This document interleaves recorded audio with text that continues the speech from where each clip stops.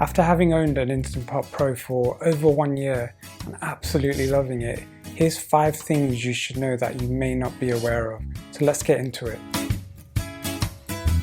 From time to time, I did notice that there was a bit of water leaking from the side of my Instant Pot after the cooking process had completed, and I wasn't really sure where it was coming from. And after doing a little bit of research, I discovered that there's a condensation collector at the back of the Instant Pot, something I didn't even notice. It's designed to collect liquid that may be released from the pot. And because it's located at the back of the pot, you never really pay attention to it. At first I thought it was the silicone ring inside the lid, which is a common issue when it's not fitted correctly. But then I discovered this condensation collector, which was actually full of water, and it also had a little bit of dirt in it. So after having emptied it out and giving it a quick rinse and then reattaching it to the back, it's so strange that I've never been aware of this, and it's happened on several occasions, but ever since I've cleaned it out, the leaking issue has completely stopped.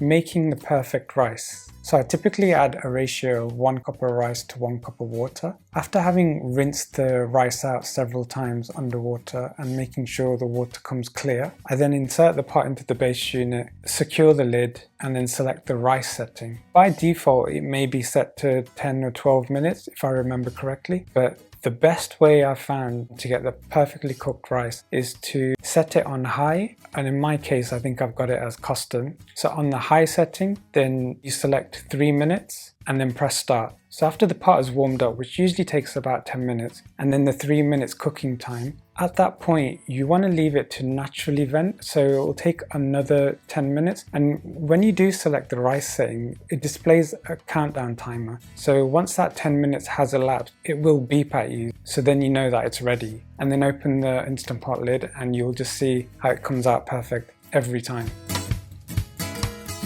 On some occasions when I've been cooking pasta in the Instant Pot, it has ended up burning at the bottom. So what I soon discovered was you have to make sure that you add enough water, and making sure the water covers all the pasta in the pot. Typically I always add a half a cup of water, but it usually tells you in the recipe anyway. But whenever you want to double up, just make sure you put that extra bit of water in, otherwise it will burn the bottom. And if you have ended up putting too much water in, the best thing to do is add some sort of flour to thicken up the sauce and put it on the saute setting for a few minutes, and that should do the trick.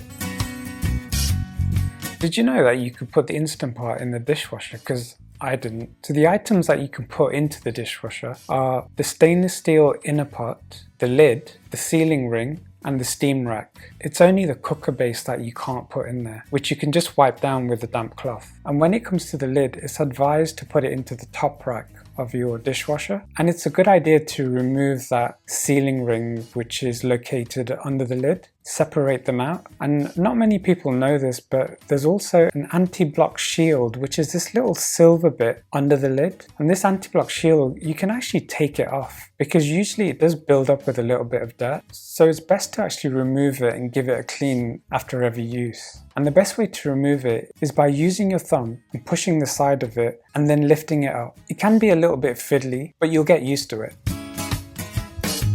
So with most of the recipes, by the end of it, you usually have to flip the vent lids to release all the steam. And because I've got a very small kitchen, the steam releases right underneath my cabinets. And it's actually advised to put it in an unobstructed and well circulated place, because it can cause a bit of damage over time. So what I usually do is use a chopping board and put it onto my cooker and then the pot on top of that under a hood vent. Alternatively, you can actually buy a silicone diverter, which you can pop over the vent and it will divert the steam in the direction you face it. So if you like this video and you're keen to learn a bit more about the Instant Pot Pro, then feel free to like and subscribe, and I'll see you in the next one.